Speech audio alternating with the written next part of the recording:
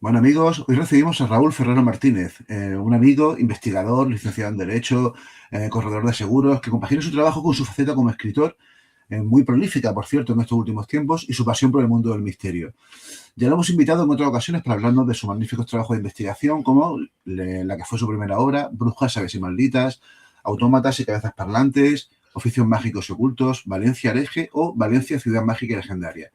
Pero hoy viene a hablar con nosotros de su último libro, que acaba de salir hace apenas unos días, unas semanas, Montañas Sagradas, Secretos, Misterios y Leyendas, publicado con la editorial Luciérnaga del Grupo Planeta y que además lleva unos días disponible en el mercado, como decíamos.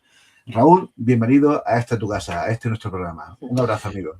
¿Qué tal, Óscar, Raquel? Bueno, para mí, como ya lo he repetido un montón de veces, para mí es la leche estar aquí con vosotros porque fuiste el primero, ¿no? El primero que lanzó mi carrera literaria, podríamos decir, ¿no? Con esas Brujas, Sabias y Malditas, a las que tanto cariño les tengo y a las que, bueno, voy a tener siempre dentro de mí, ¿no? Así que, hostia, pues muchísimas gracias, de verdad, a los dos.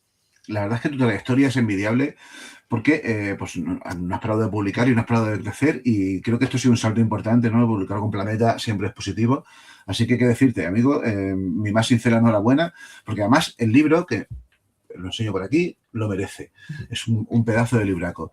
Así que, pues vamos directamente al lío porque tenemos muchas preguntas. Hemos preparado, como siempre, preguntas para estar 4 horas hablando, pero no te queremos robar más de 50 minutos. Así que vamos a empezar con ello. Bienvenido a nuestro programa, que yo aún no te he saludado y por supuesto siempre contar contigo es apostar sobre seguro porque tu buen trabajo lo avala. Estamos encantados de haberte tenido siempre que hemos podido en nuestro programa entrevistándote sobre tus trabajos y esta vez no iba a ser menos porque además el tema es fabuloso. Las montañas, esas escaleras al cielo que desde la antigüedad las sociedades han visto no solo en montañas peculiares, sino también en otros elementos de la naturaleza, como los bosques, los ríos, las cuevas, ¿no? Donde lo sagrado siempre está presente.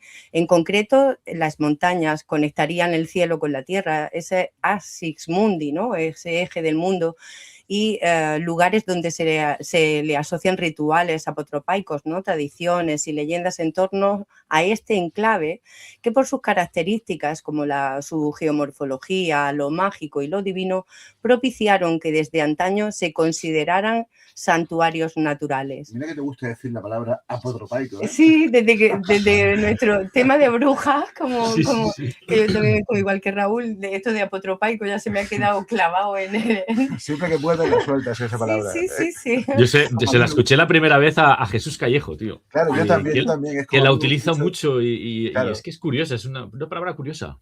Sí, y a mí me gusta mucho decir poliédrico, por algún motivo que sea. Y por el cine, supongo. Pero bueno, mi pregunta obligada que siempre hacemos, ¿por qué este libro? ¿Cómo surge esta idea de hacer un libro sobre montañas sagradas? Bueno, gracias, Raquel, por tus palabras. La verdad es que, bueno, para mí publicar con Luciérnaga y con Planeta, en este caso Grupo Planeta, está siendo una experiencia tremenda, ¿no? Tremenda.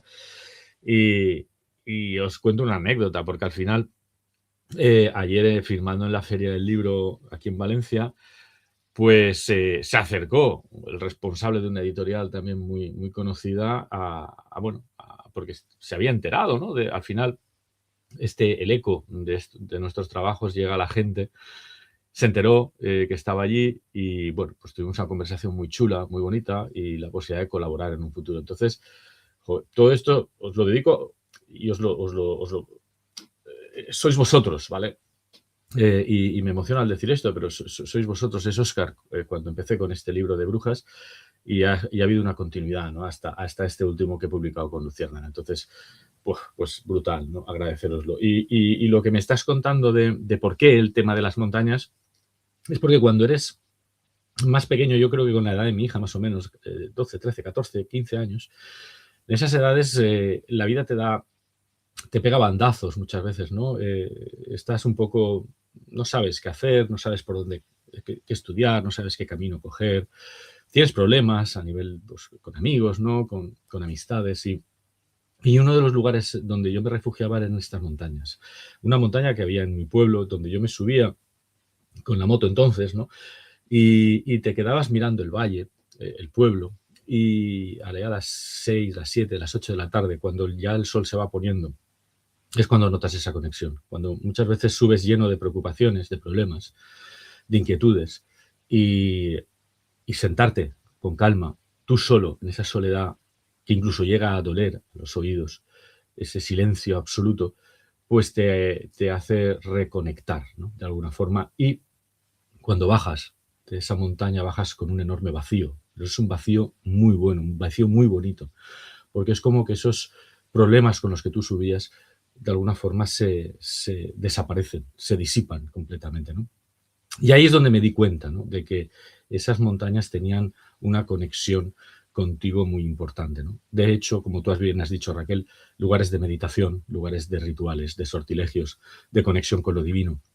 En la mayoría de las montañas existen monasterios, existen conventos, existen ermitas.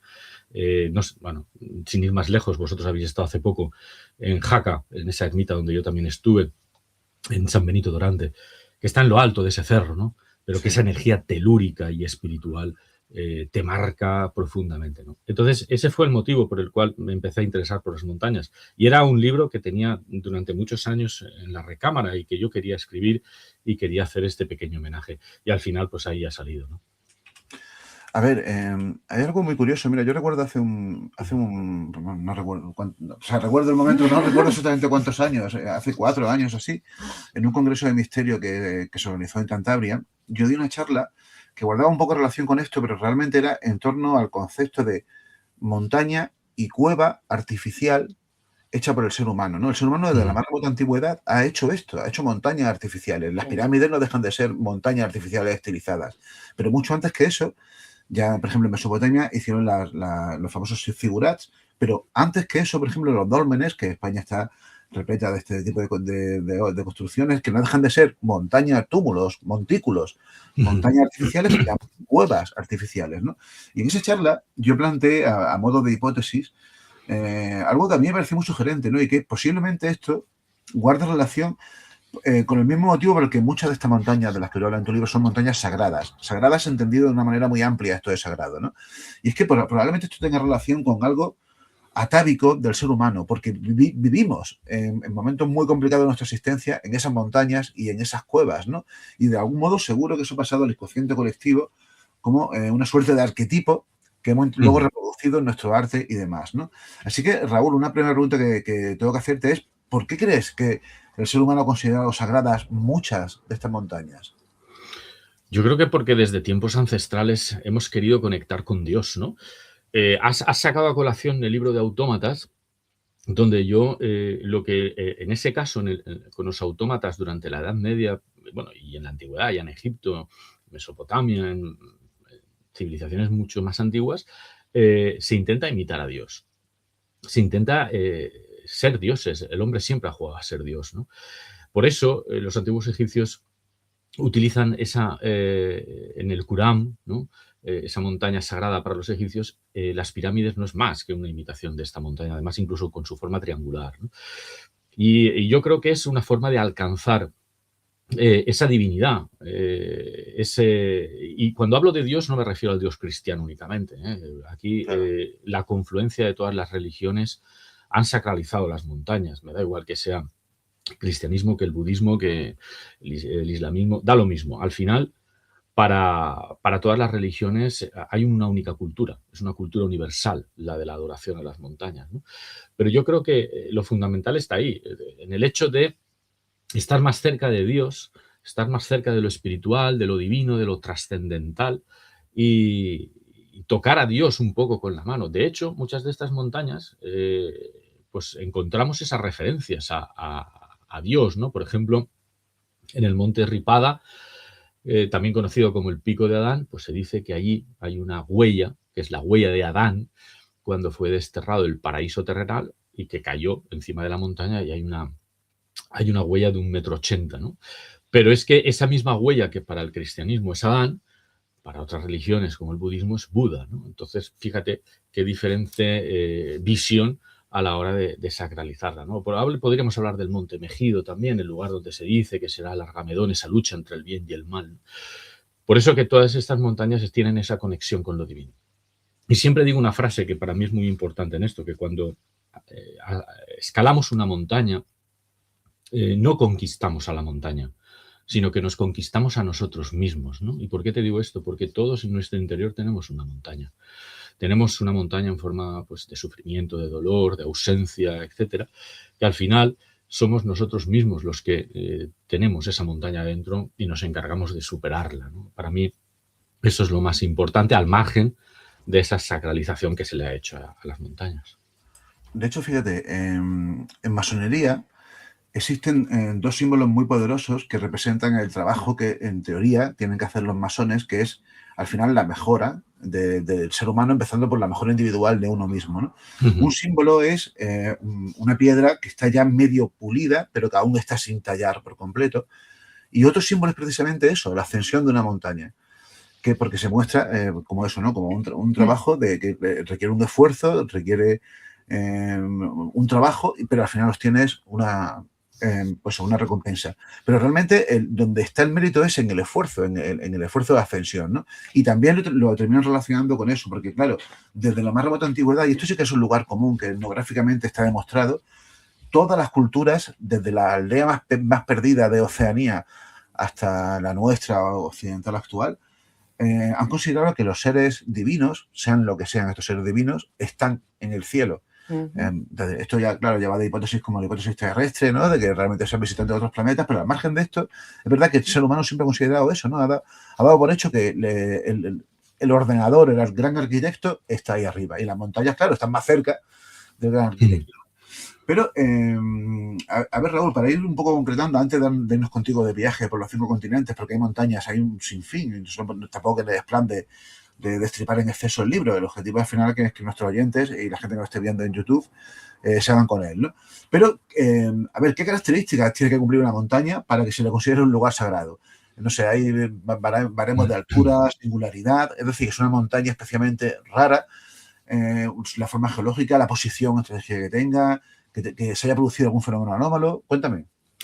Pues un conjunto de todo ello. Al final, cuando hablamos de montañas, y también digo siempre lo mismo, es decir, ellas están ahí y estarán después de que nosotros no estemos. O sea, fíjate la veneración que hay que tenerlas. Para mí son los templos más sagrados de la humanidad, los templos más antiguos incluso de la propia humanidad, ¿no? Y al final una confluencia de todos esos factores que tú has estado diciendo es lo que hace que una montaña se sacralice. De hecho, uno de lo que has nombrado es la personificación. Es decir, desde tiempos ancestrales se ha tendido a personificar a la montaña. Lo que antes era esos ríos, esos bosques de los que hablaba Raquel al principio, que se consideraba como algo, pasó a considerarse como alguien y se personificó. De hecho, muchas montañas tienen nombres que hacen referencia a esos dioses.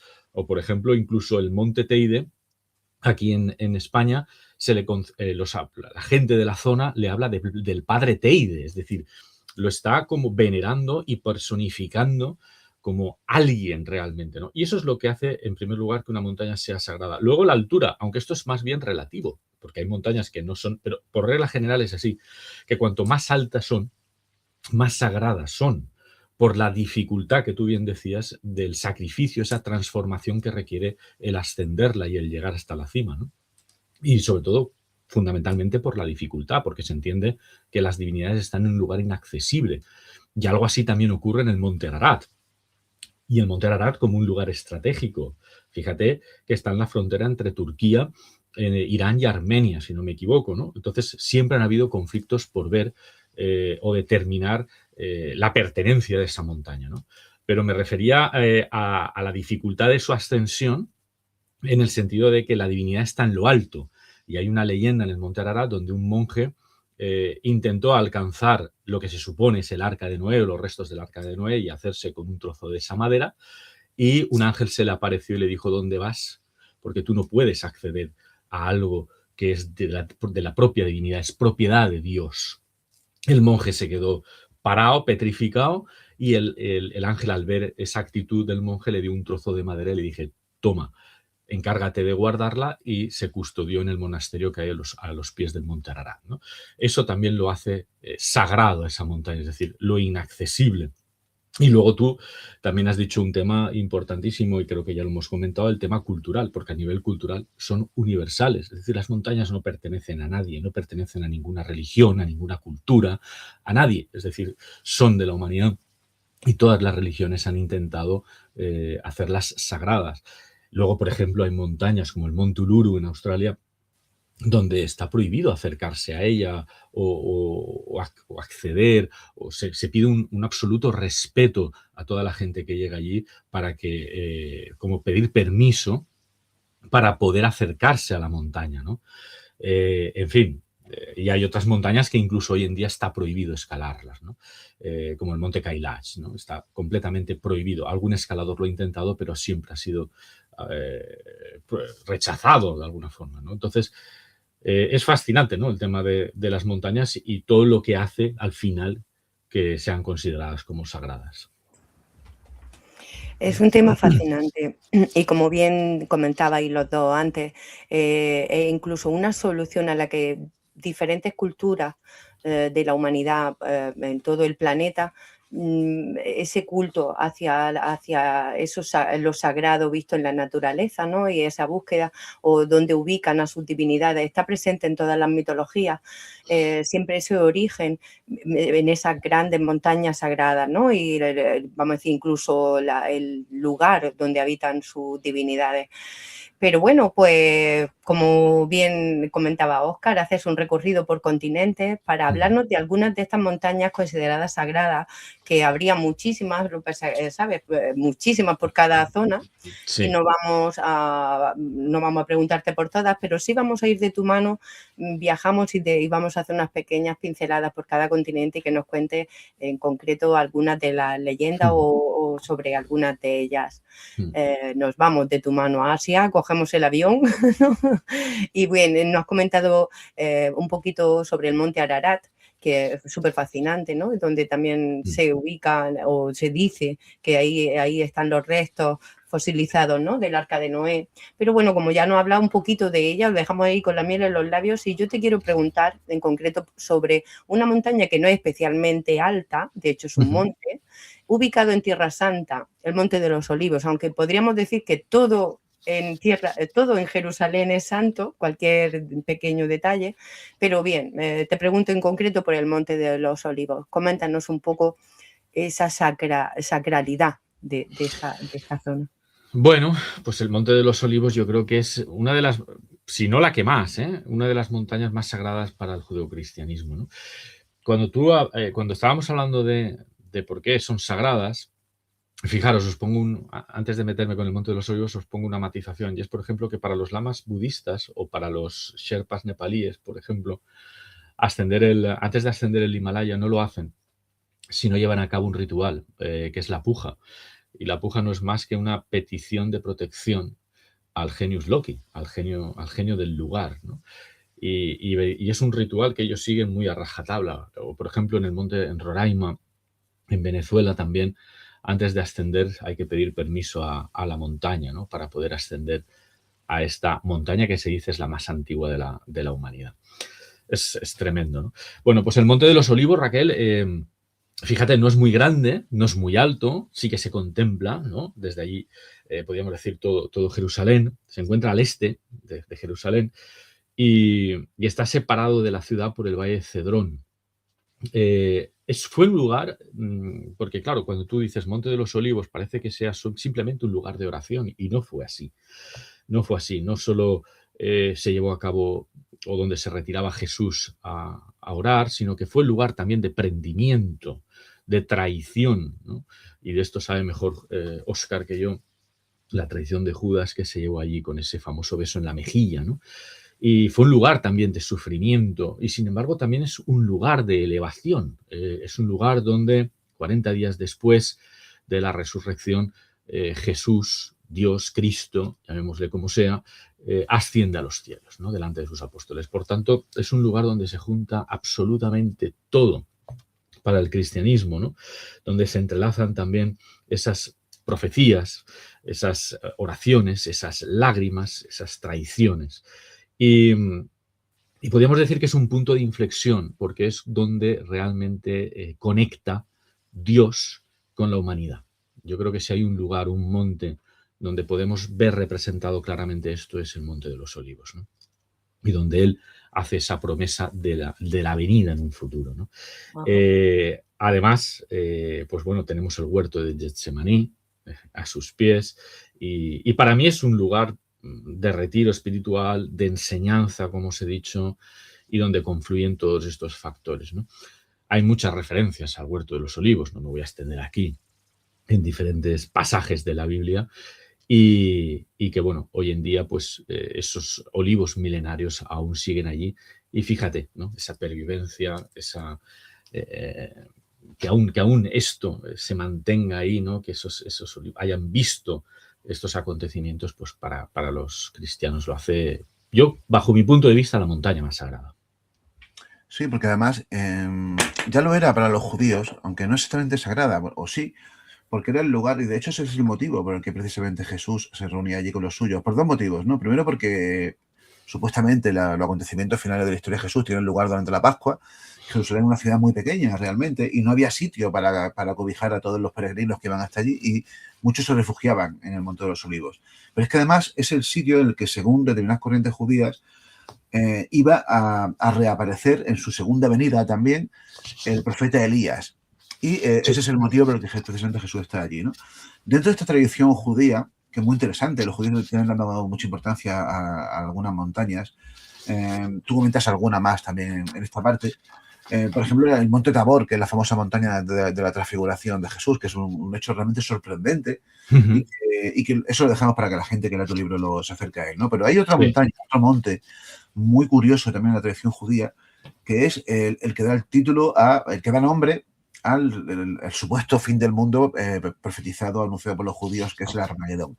Me refiero al Monte Megido, un lugar también bastante curioso y con muchas cosas que decir, ¿verdad?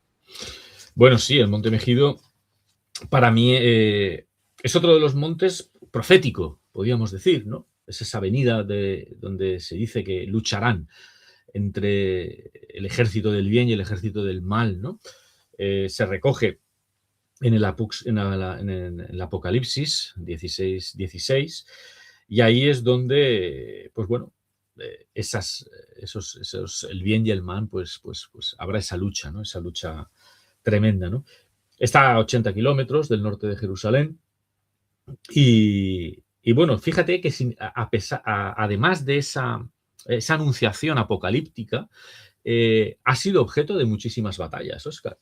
Hay una que se conoce como la batalla de Megido, entre Tutmosis III, por ejemplo, cuando derrotó a los reyes cananeos, por ejemplo. Luego hay otra batalla que en el siglo VII a.C. entre Egipto y Judá. Luego también durante la Primera Guerra Mundial fue lugar de confrontación entre el ejército británico y el otomano. Entonces, fíjate que ahí han confluido cantidad de batallas. Y esto tampoco es casual, no existen las casualidades. Es decir, todo ocurre por algo, todo nos indica qué puede ocurrir, ¿no?, en ese futuro. Por tanto, cuando hablamos de que ese apocalipsis, ese Armagedón puede ocurrir aquí, pues bueno, es posible, quién sabe, ¿no? No estamos en condición de adivinar el futuro, ¿no? Pero que esa batalla final quizá también tenga como escenario un monte que ha sido, pues eso, lugar de batallas muy importantes. Y además, fíjate que en el 2024, perdón, se encontró los restos de una legión perdida, de una legión romana perdida, que se conoce como la Sexta Legión Ferrata, y allí en este monte se encontraron también esto también los hace sagrados a los montes, no lo olvidemos, ¿no? Es decir, el hecho de encontrar restos arqueológicos, como podríamos hablar anteriormente del Arca de Noé, o el Arca de la Alianza, de la cual también se podría hablar muchísimo, a los pies del monte Sinaí, o por ejemplo en este caso estos restos de estas legiones, ¿no? Eso también lo hace sagrado. Sí, por desgracia, los acontecimientos que están sucediendo ahora mismo, ¿no? Con la guerra de Irán y demás, pues hace factible que el fin del mundo se acabe desarrollando aquí en Mejido. Sí, sí. No deja de ser sintomático que de una vez más esa zona vuelva a ser el epicentro de la atención mundial, ¿no? Como lleva siendo durante muchos siglos. En la zona de Asia comentan muchas montañas consideradas sagradas, como podría ser incluso el monte Fuji, ¿no? Allí en Japón. Pero yo te quiero preguntar en concreto, ya que estamos hablando del mundo de los principales credos, ¿no? Y en la zona de Oriente Medio y Oriente Próximo, yo te quiero preguntar por la montaña de la luz o Jabal al-Nur, esa montaña sagrada para el Islam. ¿Por qué lo es? Bueno, Jabal al-Nur, hay una... Esto me lo comentó Manuel Fernández Muñoz, buen amigo, tú lo conoces, Óscar. Sí. Es un tipo muy, muy majo. Y muy espiritual también. Ahí voy, porque cuando yo le digo que voy a escribir y él me dice, habla sobre Jabal al-Nur y además te contaré una anécdota que me ocurrió a mí allí, ¿no? De hecho, reproduzco en el libro lo que le ocurrió. Y él llega a un momento que está ascendiendo esta montaña, se llama la montaña de la luz porque se dice que ahí es donde nace el Islam, ¿no? En la cima se encuentra la caverna de Hira, que es donde el profeta Muhammad se retiraba para meditar en soledad. Y de ahí se dice que baja con los libros sagrados escritos, ¿no? Se le aparece el arcángel Gabriel y, bueno, le inspira, en cierto modo, recibe esa inspiración, ¿no? Y él, ascendiendo a esta montaña, llega un momento que se pierde en esa ascensión y se encuentra en una cornisa donde a la izquierda no podía avanzar, hacia la derecha tampoco. Y detrás tenía el absoluto abismo, es decir, tenía una caída libre tremenda. Y estaba agarrado, me cuenta, a las piedras como podía, ¿no? Y en ese momento empieza a desprenderse las piedras en las que estaba sujetado. Y se tambalea hacia atrás. Fijaros lo brutal de esto. Se tambalea hacia atrás, prácticamente él dice, aquí termina mi vida, aquí se acabó todo, y nota la presencia de dos manos que le sujetan por la espalda, prácticamente ya en diagonal, y le vuelven a incorporar a la cornisa. Y se vuelve a agarrar como puede y vuelve a ascender hasta que llega a esta caverna. Esto es brutal, porque yo conozco a Manuel Fernández Muñoz, es un tío espiritual, es verdad, pero es un tío muy centrado, es un tío con la cabeza en su sitio, y que esto le ocurriera aquí en este monte, pues te pone los pelos como escarpias, ¿no? Es decir, él no sabe interpretar qué eran aquellas manos, no sabe quién le agarró, quién le sujetó. Lo que él tiene clarísimo es que se iba en ese momento, ¿no? Pues bueno, se dice que de aquí, de este monte, nació el Islam, porque de aquí este profeta, Muhammad, bajó esas primeras palabras del libro sagrado, ¿no? Pero yo creo que era muy importante hacer esta mención, hacer esta referencia a esta anécdota, porque para que veáis lo que se puede sentir en todas y cada una de las montañas de las que estamos hablando, ¿no? Qué curioso, porque fíjate, existe una casuística muy amplia y hay algún libro también que habla de, no me acuerdo cómo se llama ahora mismo el autor, pero es un autor que escribió, porque a él le pasó algo parecido durante una... Sí, una noche que pasó en los Andes. Lo estoy viendo ahora mismo allí, Renacer en los Andes, de Miguel Ángel Tobías. Él cuenta una experiencia que tuvo parecida a esta en los Andes, pero él también de camino se hace eco de un montón de experiencias similares de personas que están en montañas, casi siempre en montañas, que de pronto se encuentran perdidos o tienen algún accidente o tienen alguna historia y aparece en el momento final en el que todo parece que se va a acabar, aparece una persona, una entidad, alguien que le ayuda, ya sea pues, levantándole directamente o acompañándole o guiándole, diciéndole por dónde está el camino de salir, ¿no? Esto es muy curioso, ¿no? Porque yo te digo, esto pasa incluso, en muchos casos. Incluso yo he recordado una anécdota de un amigo nuestro que les pasó en Sierra Nevada. Eso es. Que se perdieron, iban muy poco equipados, les cayó una nevada, ya sabes que se hacen muchas locuras. Y realmente esa noche y todos los que allí estaban, que no eran unos pocos así, pero llegaron, los rescataron al día siguiente, pero esa noche que pasaron, y este chico también nos comentaba que él, sintieron una presencia que los mantuvo, vamos a decir, como en alerta, aunque pasaron la peor noche de sus vidas, pero sintieron que alguien los cobijaba y de hecho esa experiencia también les transformó, ¿sabes? Yo creo, Raquel y Óscar, que son espíritus guardianes Eso de la sí naturaleza. Sí, perfecto. Estoy seguro, Sí. los seres elementales de los que tanto sabe y habla Jesús, ¿no? Que a mí también me fascinó cuando él me dijo que él cree en eso, no los ha visto nunca, pero que él cree en esos seres elementales, ¿no? Pero es que fíjate cuántas apariciones marianas se han dado también en bosques, en montañas y en lugares así, ¿no? Donde esa niña que resulta perdida, que se está muriendo de frío y aparece alguien que le da una manta, que la cobija, que le da calor, incluso, porque yo también creo que puede ser así, lobos, animales que ante gente que está deambulando por la montaña o que está perdida, muchos de ellos también les han ayudado a no morir. El lobo que se acerca y que te da calor. No hay explicación racional a todo esto, pero cuando hay tanta casuística y hay tantos comentarios y hay tantos testimonios, ¿no? Como el de Manuel Fernández Muñoz, pues hombre, por lo menos te hace reflexionar, ¿no? Y pensar si esto es posible. Sí. A ver, porque hasta ahora hemos estado hablando de lo sagrado, entendido tal y como las religiones han entendido lo sagrado. Pero claro, hay un fenómeno que a mí me interesa muchísimo y me interesa muchísimo. Yo me he acercado, me he reconciliado de algún modo con ese fenómeno desde mi perspectiva de historiador un poco especializado en historia de la religión. Y es el fenómeno ovni. El fenómeno ovni para mí, desde esa perspectiva, de una perspectiva religiosa, es una vuelta de tuerca actual dentro de nuestro marco de referencia tecnológico a esas antiguas apariciones de seres. Estoy convencido de que el fenómeno es el mismo, que bien se manifiesta de una forma distinta porque en su intento de comunicarse adopta una nueva vestimenta, o bien nosotros lo interpretamos de una forma distinta. No tengo muy claro cómo es, ¿no?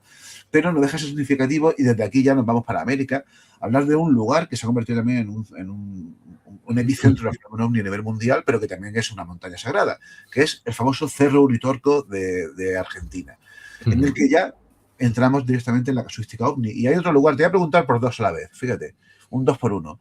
El Cerro Uritorco en Córdoba, que es fascinante. Y luego otro lugar que además yo lo he estudiado mucho por una conexión que tiene muy interesante con dos temas que me fascinan, que es el tema de la tierra hueca, que siempre me ha encantado, y el tema también de los maestros ascendidos estos, ¿no? Que es el Monte Shasta, que está en California. Te hago una pregunta, y además también se ha relacionado, por supuesto, el Monte Shasta con extraterrestres, con intraterrestres, con un montón de cosas más, ¿no? Hablamos de estos dos sitios, Cerro Uritorco, Monte Shasta, separados por como 7.000 o 8.000 o no sé cuántos kilómetros de diferencia. Bueno, pues ya lo decíamos al principio. Bueno, creo que esto no lo hemos llegado a comentar. Que otro de los aspectos que hacen sagradas a las montañas son sus etimologías, ¿no? Ahí tenemos Montserrat, hay el Mont Sacro, bueno, en fin, hay un montón de referencias a este aspecto sagrado, ¿no? Y el Uritorco es tremendo en esto, porque fíjate que está formado por una palabra que es Uri, que significaría varón, macho, lo masculino, la representación de lo masculino, con Torco, que significa cerro o altura, es decir, la ascensión de lo masculino, la altura de lo masculino, ¿no? La montaña del hombre, podríamos considerarlo, ¿no? Aquí hay esta montaña es tremenda también porque fíjate que nos encontramos con lo que fueron sus habitantes, que eran los comechingones, ¿no? Esta palabra a mí también me fascina, igual que hablábamos antes de... Es fascinante la palabra comechingón, sí. Como chingones, ¿no? Y ahí ellos se organizaban en comunidades, fíjate, los Ayllus, que eran pues etnias ya familiares, ¿no? Y donde llevaban a cabo esa convivencia grupal de una forma totalmente organizada, y es que viene a colación por lo que tú me estabas diciendo de la tierra hueca, ¿no? Porque esas viviendas las construían de una forma prácticamente semienterrada, semisubterránea, ¿no? Como si fueran los hobbies de la Tierra Media, ¿no? Y a pesar de que eran expertos agricultores, cultivaban maíz, cultivaban todo tipo de alimentos típicos de la zona, eran altos, que esto también llama muchísimo la atención, porque cuando llegan los conquistadores españoles ahí, se ven con personajes súper altos, piel morena, con barba, pero que eso no era normal en la gente indígena de aquella zona, ¿no? Entonces, ¿de dónde viene ese físico? ¿Con quién se mezclaron los comechingones, ¿no?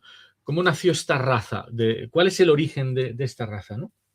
Hoy en día se ha perdido la lengua, prácticamente no hay vestigios de cómo se comunicaban o cuál era su ortografía. Y bueno, todo hace indicar que tendrían pues, una lengua propia, igual que tenían una organización y una cultura propia, ¿no? Y este cerro, el Cerro Uritorco, lo veneraban tanto al sol como a la luna, ¿no? Y era un lugar donde conectaban con esos ancestros, los que hemos hablado tanto, ¿no? Que hoy en día esos ancestros aún siguen manteniéndose en la tradición de allí. Y hay otro misterio fascinante, ¿no? En el Cerro Uritorco, es que nos llevaría mucho, ¿no? Igual que luego en el Monte Shasta. El cerro, se dice que allí, en lo alto del cerro, está escondido el bastón de mando. Es decir, este bastón de mando les otorgaba un poder y una fuerza sobrehumana. Ha habido miles de expediciones para encontrar este bastón de mando, ¿no? Es posible que siga enterrado allí, pero ¿quién le facilitó ese bastón de mando a estos seres? Es decir, esto es una leyenda, esto es cierto que sigue allí, ese bastón que tenía esas fuerzas cósmicas, esas fuerzas divinas y que les otorgaban en muchos casos estos poderes, ¿no? ¿Sigue allí, en algún lugar? ¿Sigue escondido allí? No lo sabremos, ¿no? Pero el origen de todo es cómo recibieron ese bastón, ¿no? Y esto, claro, viene a colación y viene en relación con la cantidad de avistamientos ovnis que se han producido en la zona, ¿no? E incluso también se dice lugares o sitios o cuevas intraterrestres, ¿no? Podríamos seguir hablando mucho de esto, ¿no? Ciudades ocultas, extraterrestres, reliquias en este cerro, pero nos llevaría para mucho más, ¿no? Y luego el Monte Shasta, ¿no? El Monte Shasta también es fascinante en el sentido de que también volvemos a hablar de esa teoría de la Tierra hueca. Hay algún libro buenísimo, como el de me leí hace unos meses, Agartha, creo que se llama Agartha, sí, donde encuentra este hombre, encuentra ese camino con una luz verde alrededor y empieza a adentrarse, ¿no? Y luego sale y cuenta y escribe el libro en esas ciudades subterráneas, ¿no? Pues bueno, el Monte Shasta también es un poco parecido a esto, ¿no? Esas ciudades subterráneas donde se han realizado expediciones, donde se ha llegado allí y donde, bueno, se han encontrado, dicen que materiales de otra época, escudos, armas. Bueno, es una montaña con 4.300 metros de altitud y bueno, la verdad es que es otra de las montañas fascinantes, ¿no? Por ejemplo, a ver, según Robert Kuhn, que ha escrito mucho sobre el tema de los chakras planetarios, pues el Monte Shasta lo pone como uno de los chakras planetarios, un lugar. Fíjate que de los 7 chakras planetarios, 4 son montañas, ¿no? Esto también llama la atención, ¿no? Y es uno de los lugares pues, donde mayor equilibrio, podríamos decir, o energía telúrica existe. Lo que tú decías, vida intraterrestre, esta gente alta, rubia, que sale, entra y que algunos expedicionarios los han llegado a ver, pues se dice que son los habitantes de la Tierra perdida, de Mu, ¿no? Incluso. O de Lemuria. Bueno, un tema fascinante donde ha habido conexión con extraterrestres, donde Guy Ballard, que este personaje también es para hacerle un libro, Óscar. Sí. El libro es, sí, este movimiento espiritual, ¿no? El yo soy, ¿no? Sí, pues dice que tenía esa conexión con estos seres ascendidos, ¿no? En el Monte Shasta. Incluso tuvo el contacto en 1930, lo digo en el libro, ¿no? Con el maestro ascendido de Saint Germain, ¿no? Sí. Bueno, verdad o mentira, al final ahí están los testimonios, ¿no? Están los testimonios. Se dice también que en el año 72 se vieron a 5 personas con figuras humanoides. que descansaban en la cima del monte, con cabelleras abundantes. Esto siempre llama mucho la atención porque los equipara. Siempre en estas definiciones son altos, rubios, con ojos azules. Es muy similar a los ángeles, lo que hablábamos anteriormente, ¿no? También de las apariciones marianas. Cuando el tema este de los ovnis, ¿no? Que se asemeja mucho a lo que anteriormente se equiparaba como ángeles, ¿no? Pues bueno, dice que caminaban por ahí tranquilamente, por encima del monte Shasta, hasta que desaparecieron, ¿no? Bueno, la verdad es que podríamos seguir hablando de esto. Sí, no, Sí, daría está para claro. hablar. Sí, es que también está el tema este de la expedición de Stockton, que en Sí. el año 34, que eso también es brutal. Este hombre llega allí, se mete en la cueva, encuentra una serie de cachivaches, una serie de escudos, de inscripciones, sale de allí, lo cuenta, organizan una expedición para ir allí y poder, con más gente para poder verlo, y el día que tienen que ir a la expedición, él desaparece.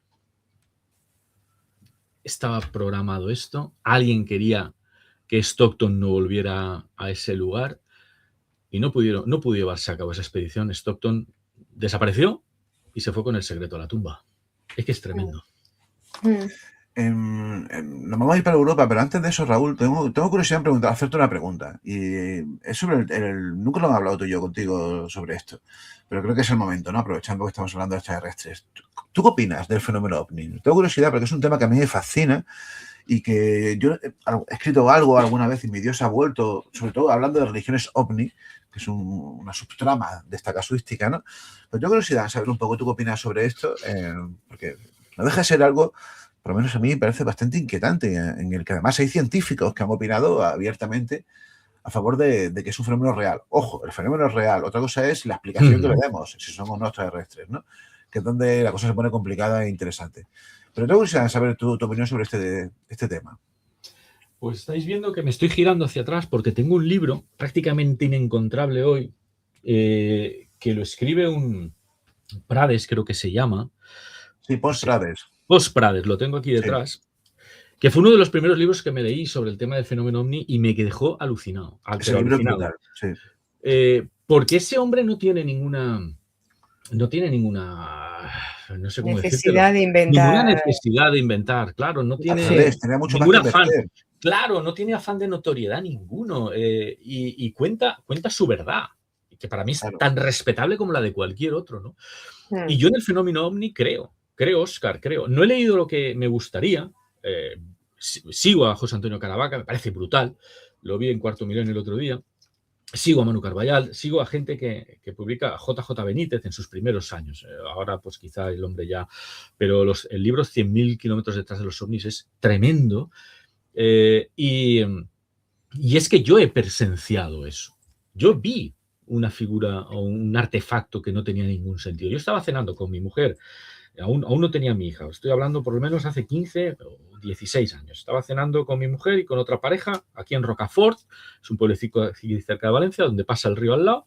Estábamos en una terraza, era verano, y de repente levantas la vista y te ves un trasto, pero te lo digo, y no muy alto, con unas luces blancas muy potentes, que toda la gente que estaba allí lo vio, mi mujer lo vio, esta pareja lo vieron, que se movía a una velocidad, al principio muy lenta, no parpadeaba, no habían intermitentes, aquí no era un avión, y de repente, ¡buah!, súper rápido, a una velocidad descomunal, ¡yum!, en dirección hacia la derecha, desaparece.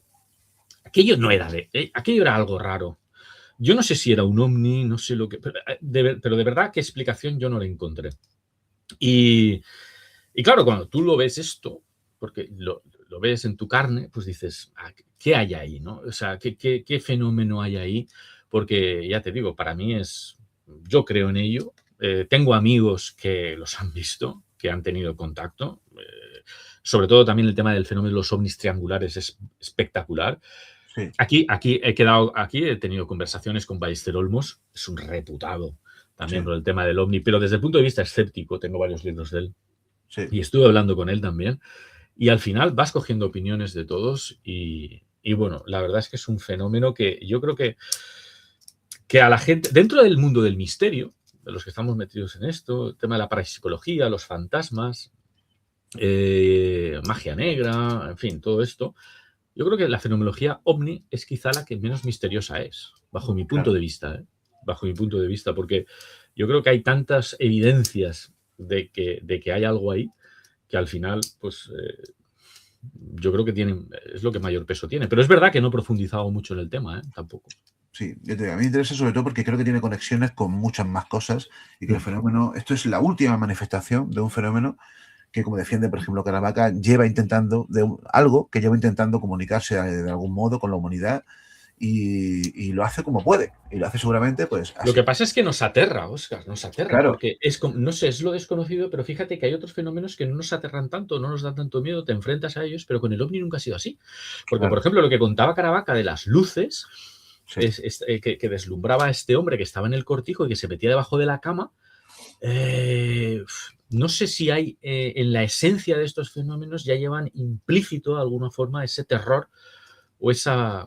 No lo sé, pero es uno de los temas donde mayor impacto tienen en la gente y más respeto o más miedo da, ¿no? Sí. No deja de ser, a ver, pienso una cosa también, que muchos encuentros con lo sagrado, muchas hierofanías, ¿no? Como se conoce esto en el mundo más académico, también producen ese temor. De hecho, fíjate, te recuerdo simplemente cuando Jacob ve la escalera hacia el cielo, famosa, dice, este lugar es terrible. Se refiere a terrible, por un lado terrible por lo grandioso y lo majestuoso que es, pero también porque de algún modo le produce también temor el encuentro con Dios, ¿no? O sea, no deja de haber conexiones ahí que a mí me parecen muy sugerentes. Raúl, tío, casi que nos quedamos sin tiempo y no quiero evitar, por lo menos, comentar alguna montaña de Europa, de África y de Oceanía. Pues antes de quedarnos sin tiempo, Óscar, recordarme que os tengo que enseñar dos cosas aquí para todos los oyentes, porque desde que he presentado este libro han habido unas sincronicidades y unas casualidades que yo de verdad se me ponen los pelos como escarpias, te lo juro, ¿eh? No te preocupes. Cuéntanos ahora. Si nos falta alguna montaña, va a ser tu libro, que se lo lea. ¿Me dejáis un minuto que voy a por el móvil? Porque quiero que veáis la fotografía. Venga, un segundo, ¿vale? Un segundo. No te preocupes. Y es que es así.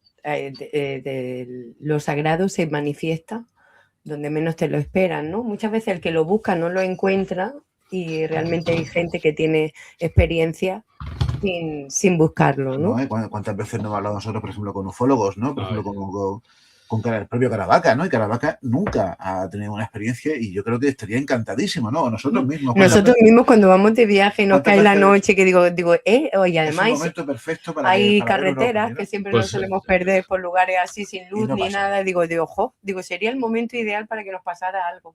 Pues yo la tuve, os lo prometo, la tuve y me quedé alucinado. Pues fijaros, yo cuando presento este libro hace un par de días, porque este libro tiene mucha significación para mí, porque mientras yo lo escribo fallecen mi suegro y mi primo prácticamente al mismo tiempo, ¿vale? Entonces, yo lo presento este martes en el Corte Inglés y el miércoles por la mañana yo me hago un café, me tomo un café en la cafetera de estas de cápsulas y fijaros la imagen que aparece. No se ve bien, creo que no se ve bien.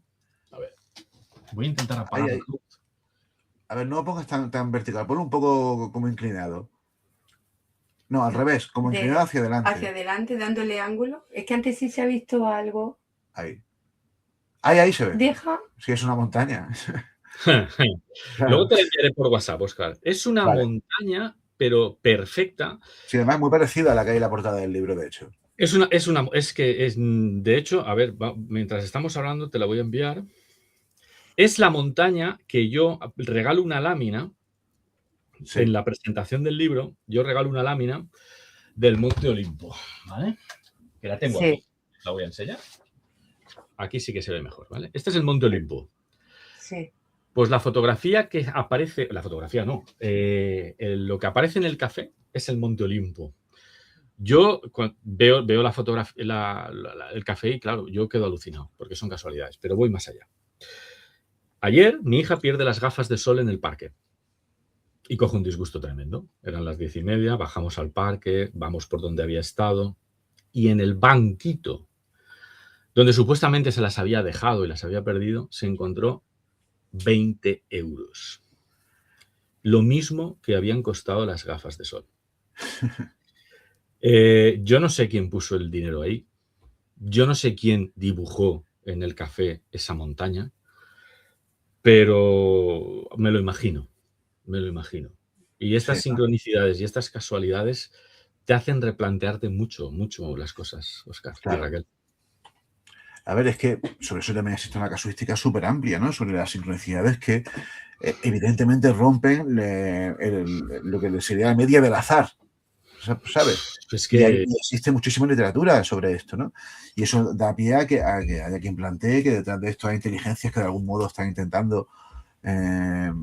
inteligencias, me refiero a seres inteligentes, sean lo que sean estos seres inteligentes. Por ejemplo, hay quien defiende, y también hay mucha casuística, hay mucha literatura al respecto, que son personas fallecidas, ¿no? Que desde el más allá intentan de algún modo conectar con nosotros y asesorarnos y ayudarnos como pueden. es que perdona que te interrumpa, te acabo de enviar la foto, Óscar, pero es que os voy a enseñar también otra fotografía. Lo que pasa es que no se va a ver bien porque no se está viendo bien aquí, porque mi primo fallece a las 3 de la madrugada y a las 7 de la mañana yo me vuelvo a tomar un café, como hacía normalmente, y aparece esta fotografía. Esto no sé si enviárselo ahí, creo que...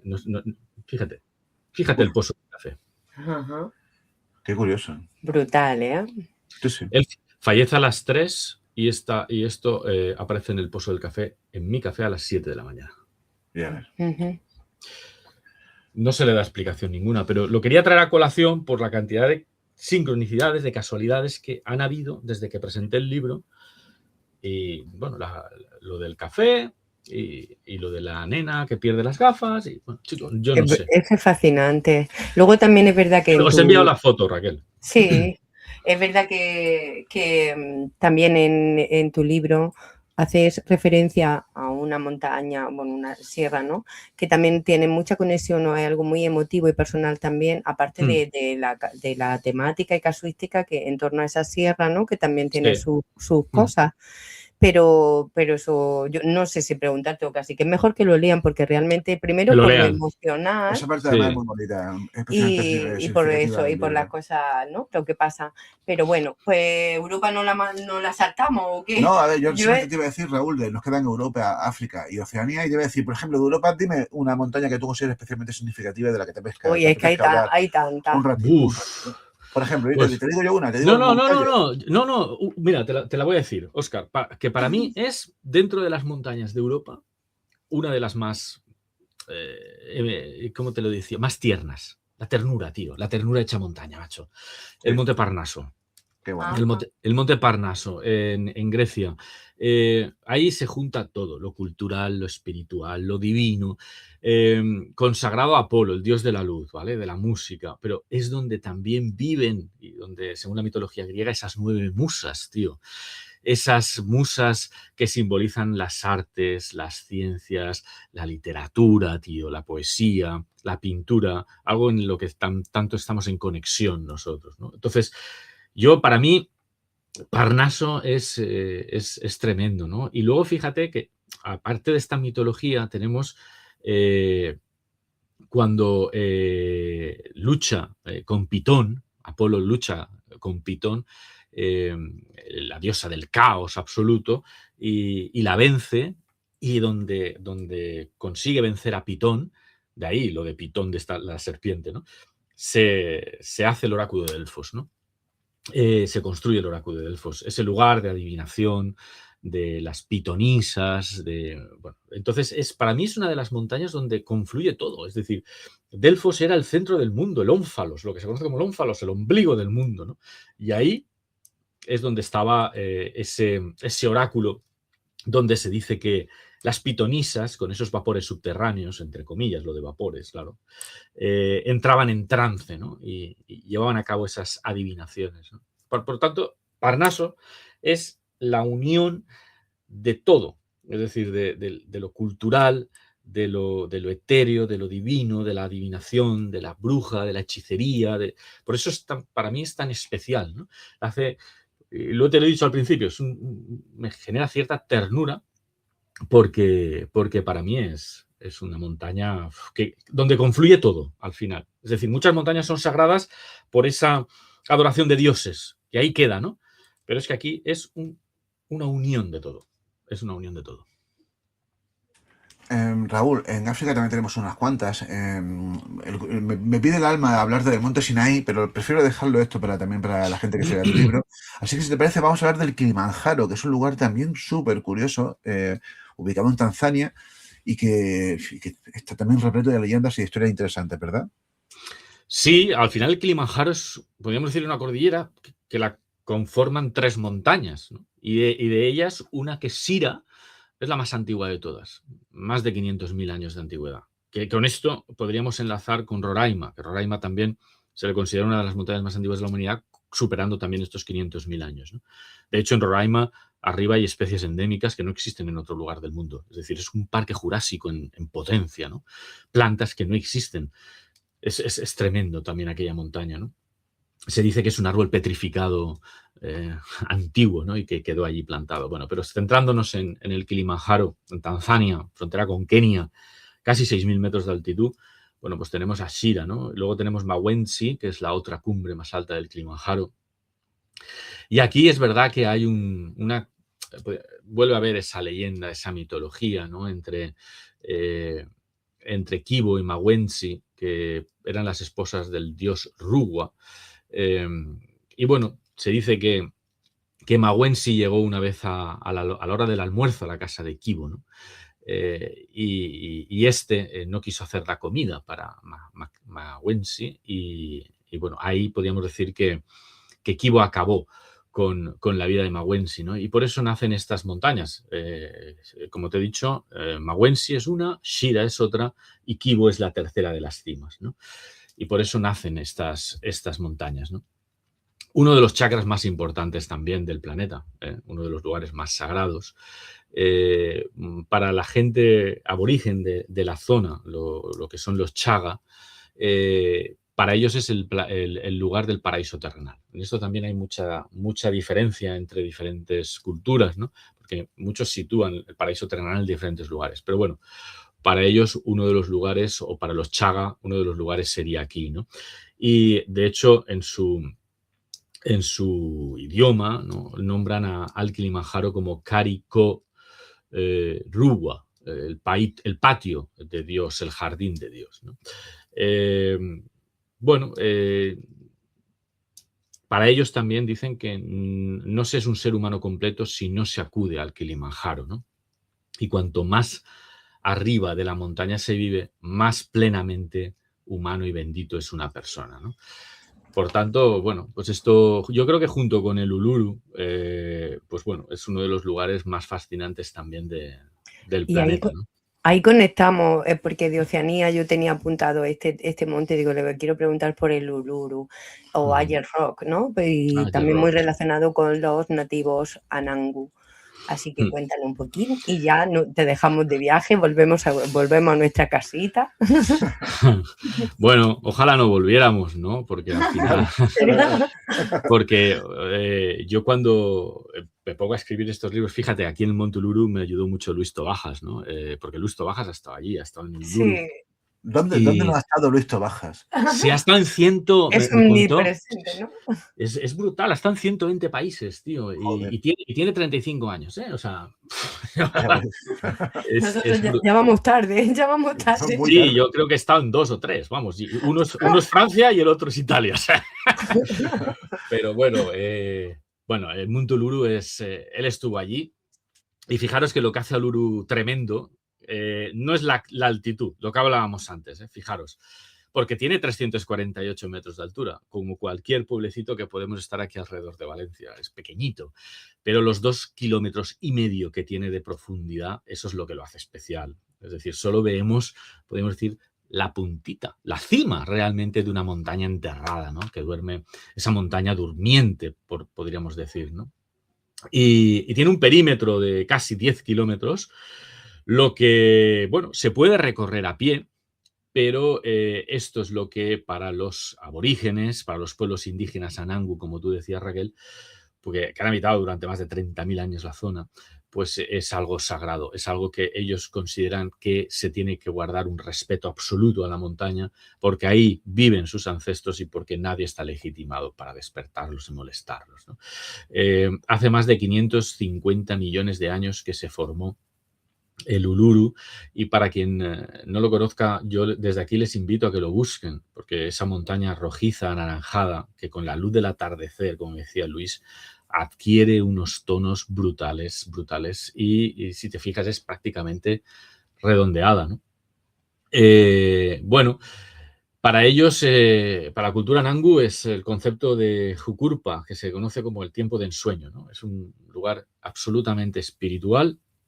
Allí, como os decía, es donde duermen sus ancestros y en la actualidad, pues bueno, hoy en día, en 1985, fijaros, Uluru fue devuelto a este pueblo Anangu porque se le arrebató y se le devolvió en 1985 para que lo gestionen ellos, porque consideran que es derecho de ese pueblo indígena en Australia que tengan esa montaña sagrada. Patrimonio de la humanidad por la UNESCO, es que no puede ser como... Yo creo que no hay ninguna montaña de las que nombro, o muy poquitas, que no sean patrimonio de la humanidad, ¿no? Y nada, en 2019, fijaros con esto también, ¿no?